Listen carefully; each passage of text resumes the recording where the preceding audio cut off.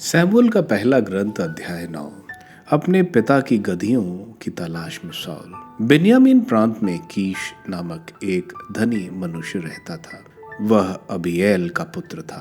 Abiel Saror का, सरोर बकरोत का और बकरोत अफियास का पुत्र था। कीश के साउल नामक एक नौजवान और सुंदर पुत्र था। इजरायलियों में साउल से सुंदर कोई नहीं था।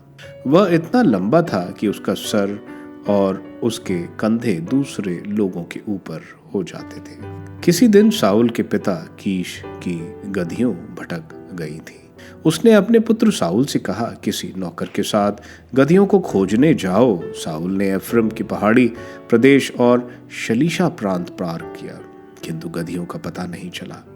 इसके बाद वे शालीम प्रदेश और बेन्यामीन प्रदेश पार कर गए, किंतु वहां भी गधियों का पता नहीं चला। जब वे शूफ प्रांत आए, तब साउल ने अपने साथ के नौकर से कहा, चलो अब हम वापस चले। हो सकता है कि अब हमारे पिता गधियों की चिंता छोड़कर हमारी ही चिंता कर रहे हो। परंतु उसने उत्तर दिया, देखिए, इस नगर में एक ईश्वर भक्त रहते हैं। वह लोगों में परम श्रद्धेय है। वह जो कुछ कहते हैं वह होकर रहता है। चलिए हम वहां जाएं, शायद वह हमें बताएं कि वे हमें किधर जाना है। साउल ने अपने नौकर से कहा, लेकिन हम उनके पास जाकर उन्हें क्या देंगे? हमारी गठरी की रोटियां तो खत्म हो चुकी हैं और हमारे पास कोई ऐसी भेंट नहीं जो हम उन ईश्वर भक्त को दे सकें। हमारे पास है ही क्या?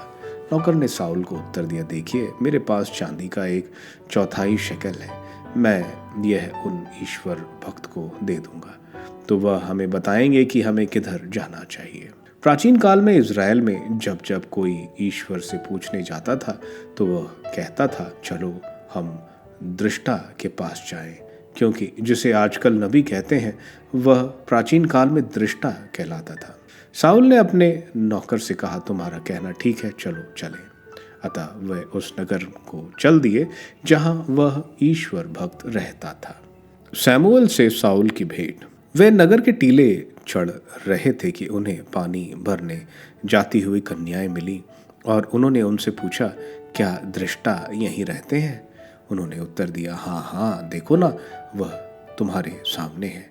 लेकिन जल्दी करो, क्योंकि वह अभी अभी नगर में इसलिए आए हैं कि लोग आज टीले पर एक बलि चढ़ा रहे हैं। नगर में पहुंचने पर बलि भोज करने के लिए उनके टीले पर ऊपर जाने के पहले ही तुम उनसे मिल सकते हो। उनके पहुंचने के पहले लोग बलि भोज प्रारंभ नहीं करते, क्योंकि पहले बलि को उनका आशीर्वाद मिलना आवश्यक है। इसके बाद ही निमंत्रित लोग भोजन करते हैं। अच्छा, अब ऊपर जाओ, पहुंचते ही वहां तुम्हें मिलेंगे।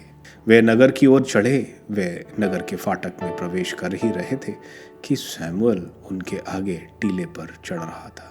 साउल के आने के एक दिन पहले ही प्रभु ने सैमुअल को यह प्रकट किया था, कल इसी समय मैं बेन्यामीन देश के एक पुरुष को तुम्हारे पास भेजूंगा।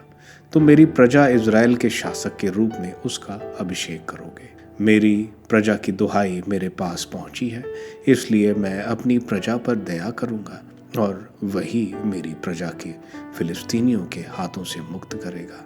सैमुअल ने जैसे ही साउल को देखा, प्रभु ने उसे यह सूचना दी, यह वही है जिसके विषय में मैं तुमसे कह चुका हूँ, यही मेरी प्रजा का शासन करेगा। साउल ने फाटक पर सैमुअल के पास आकर कहा, कृपा मुझे यह बता दें कि दृष्टा का घर कहाँ है। सैमुअल ने साउल को उत्तर दिया, मैं ही दृष्टा हूँ।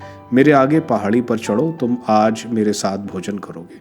मैं कल सवेरे तुम्हें विदा करूंगा और तुमको जिसके बारे में चिंता कर रहे हो वह भी तुम्हें बताऊंगा। उन गधियों के लिए चिंता मत करो जो 3 दिन पहले तुम्हारे यहाँ से भाग गई हैं, वह मिल गई हैं। इज़राइल की समस्त संपत्ति किसकी है? क्या वह तुम्हारी और तुम्हारे पिता के घराने की नहीं है? साउल ने उत्तर दिया, परंतु मैं बेन्यामीन वंश का हूँ, जो इज़राइल के वंशों में सबसे छोटा है, और मेरे कुल तो बेन्यामीन वंश के सारे कुलों में सबसे छोटा है। फिर आप मुझसे ऐसी बात क्यों कहते हैं?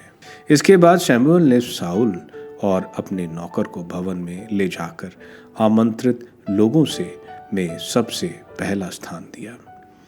वहां लगभग 20 आमंत्रित लोग थे। सैमुअल ने रसोइये से कहा, आओ वह व्यंजन ले आओ जिसे मैंने तुम्हें अलग रखने को कहा था। तब रसोइये ने जांग और उसके आसपास का भाग लाकर साउल को परोस दिया। सैमुअल ने कहा, यह अलग रखा हुआ भाग तुम्हारे सामने है, इसे खाओ क्योंकि यह तुम्हारे लिए उस समय अलग रखा गया जब मैंने लोगों को आमंत्रित किया। साउल ने उस दिन सैमुअल के साथ भोजन किया। वे टीले से उतरकर नगर आए और सैमुअल ने घर की छत पर साउल के साथ बातचीत की। साउल का अभिषेक। वे बड़े सवेरे उठे। सैमुअल ने पाँव फटने पर छत पर साउल को पुकारा, उठो चलो और मैं तुम्हें पहुंचाऊं। साउल ने प्रस्थान किया। वह और सैमुअल दोनों बाहर चल दिए।